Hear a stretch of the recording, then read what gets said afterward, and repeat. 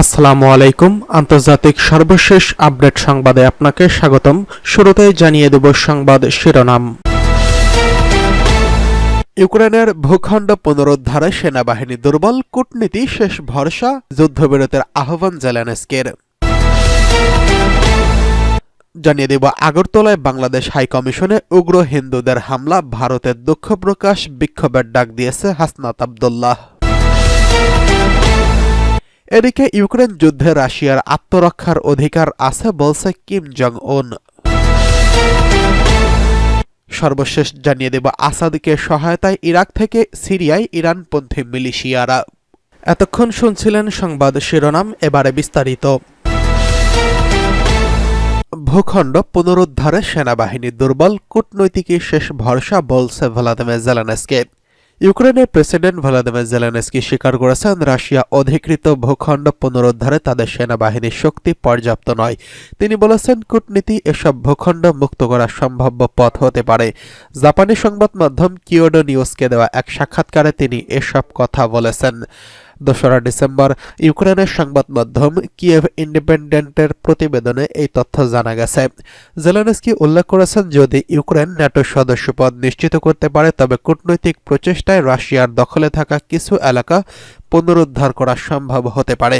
তবে সামরিক অভিযানের জন্য প্রয়োজনীয় শক্তি ও সক্ষমতা অর্জনের আগ পর্যন্ত বাহিনী ব্যবহার করে ভূমি পুনরুদ্ধার নিয়ে চিন্তা করা ঠিক হবে না। 2022 সালে ফেব্রুয়ারিতে রাশিয়ার হামলার পর ইউক্রেনীয় ভূখণ্ডের বড় অংশ দখল করা হয়েছে। এর আগে 2014 সালে রাশিয়া ক্রিমিয়া দখল করে নেয়। এসব অঞ্চল পুনরুদ্ধারের প্রসঙ্গে জেলেনস্কি বলেছেন, আমাদের সেনাবাহিনীর সেই শক্তি নেই, এটাই সত্য। আমাদের কূটনৈতিক সমাধান খুঁজে নিতে হবে। জেলেনস্কি আরও বলেন, রাশিয়ার নতুন আগ্রাসন প্রতিরোধের মতো যথেষ্ট সামরিক সক্ষমতা অর্জনের পরপরই বাহিনী ব্যবহার করে মুক্তির বিষয়ে ভাবা যেতে পারে। ইউক্রেনের প্রেসিডেন্ট জানিয়েছেন ন্যাটো সদস্যপদ পেলে রাশিয়া অধিকৃত অঞ্চলে কূটনৈতিক সমস্যার সমাধান হতে পারে। তবে তিনি সতর্ক করে বলেছেন ন্যাটো সদস্য পদ পাওয়া গেলেও চার্টারের 5 নম্বরের ধারা, যা সদস্য রাষ্ট্রের প্রতিক্রিয়ায় সক্রিয় ভূমিকা রাখে, পুরো ইউক্রেনের ক্ষেত্রে কার্যকর হবে না, কারণ ন্যাটো দেশগুলো সরাসরি যুদ্ধে জড়াতে ঝুঁকি নিতে চায় না। এদিকে জেলেনস্কি মার্কিন রাজনীতির সম্ভাব্য পরিবর্তন নিয়ে উদ্বেগ প্রকাশ করেছেন। সাবেক প্রেসিডেন্ট ডোনাল্ড ট্রাম্প পুনরায় ক্ষমতায় এলে যুক্তরাষ্ট্রের সামরিক সহায়তা কমে যেতে পারে বলে আশঙ্কা প্রকাশ করেন তিনি। তবে তিনি জোর দিয়ে বলেছেন ইউক্রেন কোনো আত্মসমর্পণ করবে না। জেলেনস্কির বক্তব্য কিয়েভের সাম্প্রতিক কৌশলগত পরিবর্তন নির্দেশ করে। আগে তিনি ইউক্রেনের ভৌগোলিক অখণ্ডতাকে সব ধরনের আলোচনার পূর্ব শর্ত হিসেবে উল্লেখ করেছেন। এদিকে আগরতলায় বাংলাদেশ হাইকমিশনে উগ্র হিন্দুদের হামলা, ভারতের দুঃখ প্রকাশ, বিক্ষোভের ডাক দিয়েছেন হাসনাত আব্দুল্লাহ। বাংলাদেশের সংখ্যালঘু হিন্দুদের উপর নির্যাতন ও ইসকন নেতা চিন্ময় দাসকে গ্রেফতারের প্রতিবাদে আগরতলা বাংলাদেশ সহকারী হাইকমিশনার কার্যালয়ে ভাঙচুর চালিয়েছে হিন্দু সংঘর্ষ সমিতি। তারা কার্যালয়ের সামনে আগুন ধরিয়ে বিক্ষোভ প্রদর্শন করেছেন। বাংলাদেশের ধর্মীয় সংখ্যালঘু হিন্দুদের উপর নির্যাতন ও চিন্ময় কৃষ্ণ দাসকে গ্রেফতারের প্রতিবাদে আজ সোমবার আগরতলা সার্কিট হাউসে অবস্থিত গান্ধী মূর্তির সামনে হিন্দু সংঘর্ষ সমিতি বিক্ষোভ সমাবেশ হয়।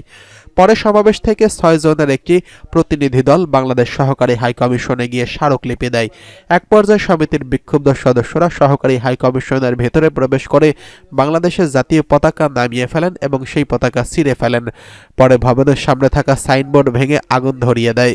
বিক্ষোভকারীদের দাবি অতি সত্বর চিন্ময় দাসকে মুক্তি দিতে হবে এবং বাংলাদেশে হিন্দুদের নিরাপত্তা নিশ্চিত করতে হবে। তাদের দাবি পূরণ না হলে সামনে বৃহত্তর আন্দোলনের হুঁশিয়ারি দিয়েছেন তারা। ঘটনার খবর পেয়ে ত্রিপুরা পুলিশের উচ্চপদস্থ কর্মকর্তারা ঘটনাস্থলে যান এবং বাংলাদেশের সহকারী হাইকমিশন অফিস ঘুরে দেখেন। তারা হাইকমিশনের কর্মকর্তাদের সঙ্গে কথা বলেন। এদিকে ভারতের পররাষ্ট্র মন্ত্রণালয় এক বিবৃতিতে বলেছেন, আগরতলায় বাংলাদেশের উপ হাইকমিশনের প্রাঙ্গণ ভাঙার ঘটনাটি খুবই দুঃখজনক।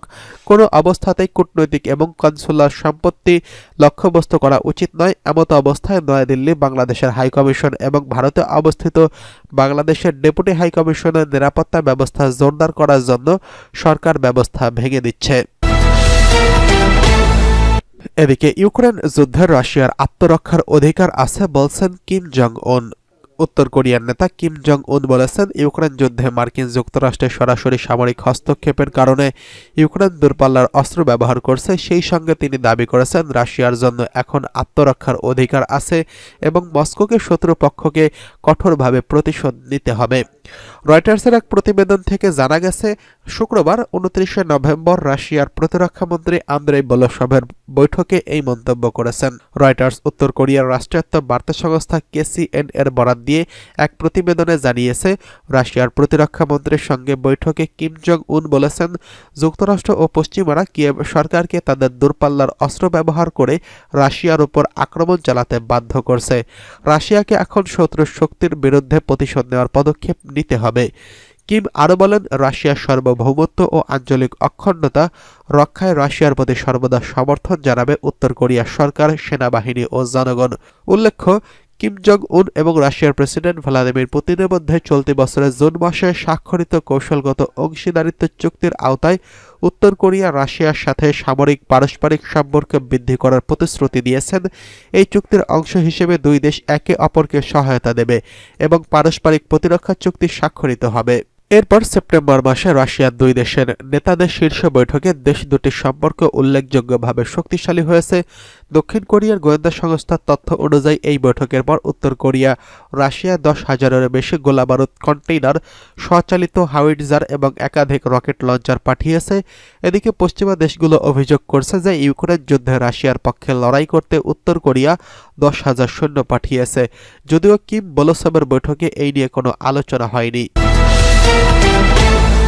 অন্যদিকে আসাদকে সহায়তায় ইরাক থেকে সিরিয়ায় ইরানপন্থী মিলিশিয়ারা। ইরান সমর্থিত মিলিশিয়ারা ইরাক থেকে সিরিয়ায় প্রবেশ করেছে এবং উত্তর কোরিয়ার ফ্রন্টলাইনে লড়াইরত দুর্বল সিরীয় সেনাদের সহায়তায় এগিয়ে যাচ্ছে। এই তথ্য জানিয়েছে দুই সিরীয় সেনা কর্মকর্তা। ব্রিটিশ বার্তা সংস্থা রয়টার্স এই খবর জানিয়েছেন।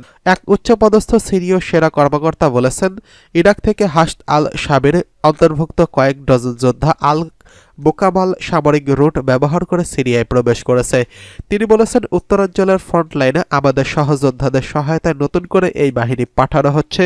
ইরাকের কাতাইব, হেজবুল্লাহ এবং ফাতিউন বাহিনী এই গোষ্ঠীর মধ্যে রয়েছে। সিরিয়ায় গৃহযুদ্ধের সময় ইরান হাজার হাজার শিয়া মিলিশিয়া পাঠিয়েছিল। রাশিয়ার বিমান হামলায় সহায়তায় এই বাহিনী সিরিয়ার প্রেসিডেন্ট বাশার আল আসাদকে বিদ্রোহ দমনে এবং দেশের অধিকাংশ এলাকা পুনর্দখলে সহায়তা করছিল।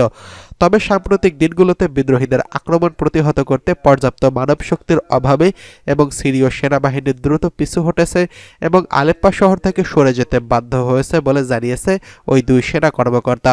ইরান সমর্থিত হিজবুল্লাহর নেতৃত্বাধীন মিলিশিয়ারা আলেপ্পো এলাকায় শক্তিশালী অবস্থান বজায় রেখেছে। এদিকে ইসরায়েলি সাম্প্রতিক মাসগুলোতে সিরিয়ান ইরানি ঘাঁটিগুলোর উপর আক্রমণ জোরদার করছে। একই সঙ্গে লেবাননের অভিযান চালিয়ে হিজবুল্লাহ ও তাদের সামরিক সক্ষমতাকে দুর্বল করার দাবি করছে।